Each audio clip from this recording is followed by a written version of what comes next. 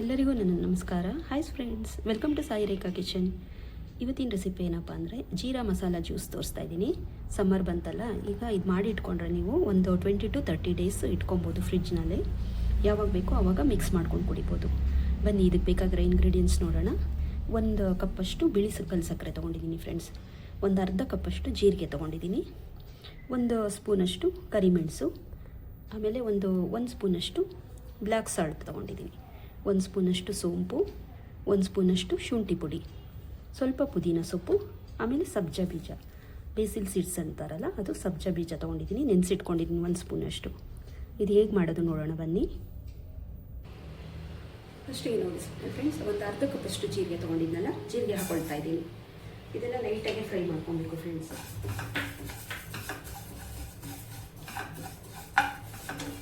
ಒಂದು 2 ಮಿನಿಟ್ಸ್ ಸಾಕು. ನೆಕ್ಸ್ಟು ಒಂದು ಸ್ಪೂನಷ್ಟು ಸೋಂಪು ತೊಗೊಂಡಿದ್ದೀನಿ, ಅದು ಹಾಕೊಳ್ತಾ ಇದ್ದೀನಿ.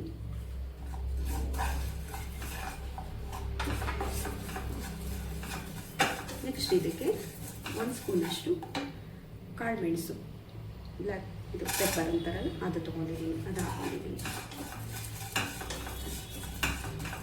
ಸ್ವಲ್ಪ ಬೆಚ್ಚಗಾದರೆ ಸಾಕು, ಒಬ್ಬರು ಬೆಚ್ಚಗೆ ಆಗುತ್ತಾರಲ್ಲ ಅಷ್ಟು ಬೆಚ್ಚಗಾದರೆ ಸಾಕು, ತುಂಬ ಫ್ರೈ ಮಾಡ್ಕೊಳ್ಳೋ ನೆಸೆಸಿಟಿ ಇಲ್ಲ ಇದು.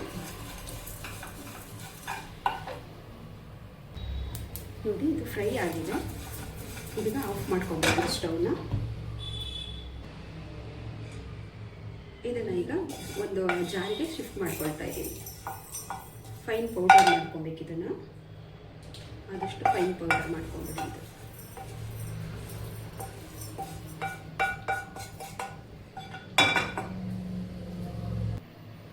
ಇದು ಪೌಡರ್ ಮಾಡ್ಕೊಳ್ಳೋ ಅಷ್ಟೊತ್ತಿಗೆ ನಾವು ಸೇಮ್ ಪ್ಯಾನ್ಗೆ ಇದಕ್ಕೆ 1 ಕಪ್ಪಷ್ಟು ಬಿಳಿ ಕಲ್ಲು ಸಕ್ಕರೆ ಹಾಕೊಳ್ತಾ ಇದ್ದೀನಿ.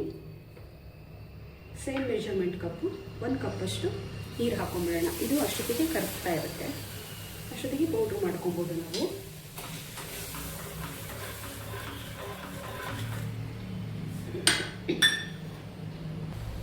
ನೋಡಿ ಫ್ರೆಂಡ್ಸ್, ಇದು ಹಾಕೊಂಡಲ್ಲ ಫ್ರೈ ಮಾಡ್ಕೊಂಡಿರೋದು, ಇದಕ್ಕೆ ನಾವು 1 ಸ್ಪೂನಷ್ಟು ನಾನು ಶುಂಠಿ ಪೌಡರ್ ತೊಗೊಂಡಿದ್ದೆ, ಅದನ್ನು ಆ್ಯಡ್ ಮಾಡ್ಕೊಳ್ತಾ ಇದ್ದೀನಿ ಟೇಸ್ಟ್ಗೋಸ್ಕರ. ಆಮೇಲೆ ಇದು ಬ್ಲ್ಯಾಕ್ ಸಾಲ್ಟ್ 1 ಸ್ಪೂನಷ್ಟು ತೊಗೊಂಡಿದ್ದೀನಿ. ಈ ಚಾಟ್ಸ್ಗೆಲ್ಲ ಹಾಕ್ತಾರಲ್ಲ ಪಾನಿಪುರಿ ಅದಕ್ಕೆಲ್ಲ ಆ ಥರ ಸಾಲ್ಟ್ ಇದು ಟೇಸ್ಟ್ಗೋಸ್ಕರ ಹಾಕೋದು. ಇದು 1 ಸ್ಪೂನಷ್ಟು ಹಾಕ್ಕೊಳ್ತಾ ಇದ್ದೀನಿ. ಇದಿಷ್ಟು ಸೇರಿಸಿ ಪೌಡರ್ ಮಾಡ್ಕೊಂಬಿಡೋಣ.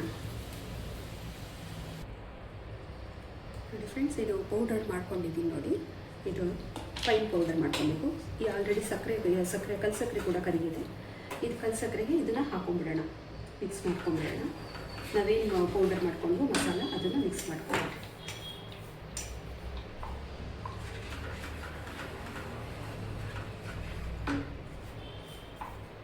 ಲೈಟಾಗಿ ಕುದಿಬೇಕು, ಮಸಾಲೆ ಎಲ್ಲ ಚೆನ್ನಾಗಿ ಕೂಡ್ಕೊಳ್ಬೇಕಲ್ಲ.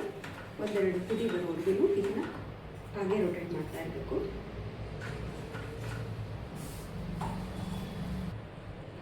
ನೋಡಿ ಫ್ರೆಂಡ್ಸ್, ಚೆನ್ನಾಗಿ ಕುದೀತಾ ಇದೆ ನೋಡಿ. ಇಷ್ಟು ಕುದಿದ್ರೆ ಸಾಕು. ಇದು ನೋಡಿ ಗಟ್ಟಿಯಾಗಿದೆ ನೋಡಿ, ಒಳ್ಳೆ ಹನಿ ಥರ ಗಟ್ಟಿ ಅಂಟಬೇಕು. ಸ್ವಲ್ಪ ಒಂದೆಡೆ ಪಕ್ಕ ಬರಬಾರ್ದು, ಆದರೆ ಸ್ವಲ್ಪ ಹನಿ ಜೇನುತುಪ್ಪ ಇರುತ್ತಲ್ಲ ಆ ಥರ ಬಂದರೆ ಸಾಕು. ಗಟ್ಟಿ ಸ್ವಲ್ಪ ಕುದಿದ್ರೆ ಸಾಕು. ಈಗ ಸ್ಟವ್ ಆರಿಸ್ಕೊಂಡ್ಬಿಡೋಣ.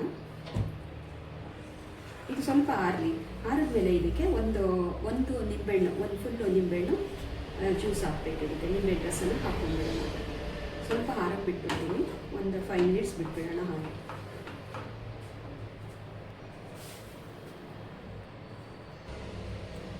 ನೋಡಿ ಫ್ರೆಂಡ್ಸ್, ಈಗ ಕೂಲ್ ಆಗಿದೆ ಇದು.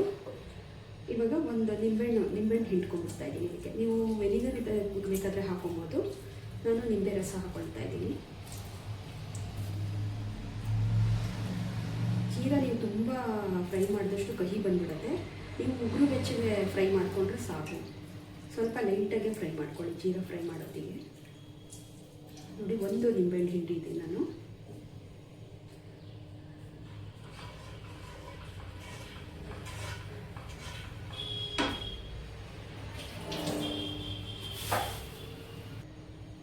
ಇದು ರುಬ್ಬಿರೋದೆಲ್ಲ ಪೌಡರೆಲ್ಲ ಹಾಗೆ ಇರುತ್ತಲ್ಲ, ಅದಕ್ಕೆ ಇದನ್ನು ಒಂದರಲ್ಲಿ ಸೋಸ್ಕೊಂಡ್ಬಿಡ್ತಾ ಇದ್ದೀನಿ ನಾನು.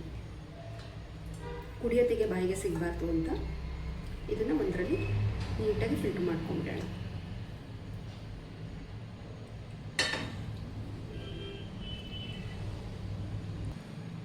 ನೋಡಿ ಇದು ಫಿಲ್ಟ್ರ್ ಮಾಡ್ಕೊಂಡಿದ್ದೀನಿ. ಈ ಥರ ಸಿರಪ್ ಸಿಕ್ಕಿದೆ ನೋಡಿ. ಇದನ್ನು ಒಂದು ಪ್ಲಾಸ್ಟಿಕ್ ಕಂಟೈನೋ ಅಥವಾ ಗಾಜಿಂದು ಯಾವುದ್ರಲ್ಲಾದ್ರೂ ಸ್ಟೋರ್ ಮಾಡಿ ಇಟ್ಕೊಂಬೇಡ ಫ್ರಿಡ್ಜಲ್ಲಿ. ಇದು ನೀವು 20 to 40 ಡೇಸ್ ಬೇಕಾದ್ರೆ ಇಟ್ಕೊಬೋದು ಫ್ರೆಂಡ್ಸ್.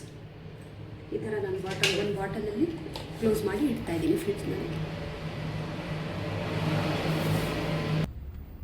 ನೋಡಿ ಫ್ರೆಂಡ್ಸ್, ಈಗ ಬೇಸಿನ್ ಸೀಡ್ಸ್ ಹಾಕ್ಕೊಳ್ತಾ ಇದ್ದೀನಿ ಗ್ಲಾಸ್ಗೆ. ನೆನೆಸಿಟ್ಕೊಂಡಿದ್ನೆಲ್ಲ 1 ಸ್ಪೂನಷ್ಟು ಸಬ್ಜೆ ಬೀಜ ಅದು ಹಾಕ್ಕೊಳ್ತಾ ಇದ್ದೀನಿ. ನೆಕ್ಸ್ಟ್ ಇದಕ್ಕೆ ಕೋಲ್ಡ್ ವಾಟರು, ಇದು ಪುದೀನ ಕಟ್ ಮಾಡಿ ಹಾಕ್ಕೊಂಡಿದ್ದೆ, ಅದನ್ನೊಂದು ಸ್ವಲ್ಪ ಹಾಕ್ಕೊಂಬಿಡೋಣ.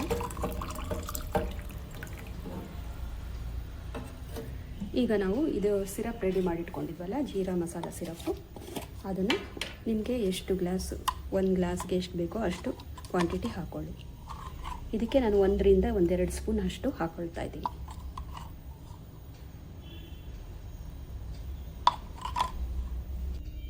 ಇದು ಮಾಡೋತ್ತಿಗೆ ನಾನು ಮಸಾಲೆ ಫ್ರೈ ಮಾಡೋತ್ತಿಗೆ ನಾನು ನಿಂಬೆಹಣ್ಣು ಹಾಕಿದ್ದೆ. ಈಗ ನಿಮಗೆ 1 ಗ್ಲಾಸಿಗೆ ಎಷ್ಟು ಬೇಕೋ ಅಷ್ಟು ಹಾಕ್ಕೊಂಡ್ಬಿಡೋಣ. ಸ್ವಲ್ಪ ಒಂದು 4-5 ಡ್ರಾಪ್ ಅಷ್ಟು ಹಾಕ್ಕೊಳ್ತಾ ಇದ್ದೀನಿ. ಈಗ ಜೀರಾ ಮಸಾಲ ಜ್ಯೂಸ್ ರೆಡಿ ಆಯಿತು ಫ್ರೆಂಡ್ಸ್. ನೋಡಿರಲ್ಲ ಫ್ರೆಂಡ್ಸ್, ಹೇಗೆ ಮಾಡ್ಕೊಬೋದು ಅಂತ ಮನೇಲೇ. ಸಮ್ಮರ್ ಟೈಮಲ್ಲಿ ಬಾಡಿ ಟೆಂಪ್ರೇಚರು ಕೂಲಾಗಿಡೋಕ್ಕೋಸ್ಕರ ಈ ಥರ ಮನೇಲೇ ರೆಡಿ ಮಾಡ್ಕೊಬೋದು. ನೀವು ಅಂಗಡಿಗೆ ಹೋಗಿ ಶಾಪಲ್ಲಿ ತೊಗೊಳ್ಳೋದಾದರೆ ಜಾಸ್ತಿ ರೇಟ್ ಆಗುತ್ತೆ. ಮನೆಯಲ್ಲೇ ಇರೋ ಇಂಗ್ರೀಡಿಯೆಂಟ್ಸ್ ಹಾಕಿ ತುಂಬ ಈಸಿಯಾಗಿ ಬೇಗ ಕೂಡ ಮಾಡ್ಕೊಬೋದು. ನೀವು ಫ್ರಿಡ್ಜಲ್ಲಿ ಮಾಡಿ ಇಟ್ಕೊಂಡ್ಬಿಟ್ರೆ ಒಂದು 20 to 30 ಡೇಸ್ ಇಟ್ಕೊಂಡು ಈ ಥರ ನೋಡಿ ಬಾಟಲಲ್ಲಿ ಹಾಕಿ ಇಟ್ಕೊಂಡ್ಬಿಟ್ರೆ ನೀವು ಬೇಕಾದಾಗ ನೀವು 1-2 ಸ್ಪೂನ್ ಹಾಕ್ಕೊಂಡು ಮಿಕ್ಸ್ ಮಾಡ್ಕೊಂಡು ಕುಡಿಬೋದು. ಈ ಕೂಲ್ ಡ್ರಿಂಕ್ ಇಷ್ಟ ಆಯಿತು ಅಂದ್ಕೊಂಡಿದ್ದೀನಿ. ಇಷ್ಟ ಆದರೆ ಲೈಕ್ ಮಾಡಿ, ಶೇರ್ ಮಾಡಿ. Thank you for watching.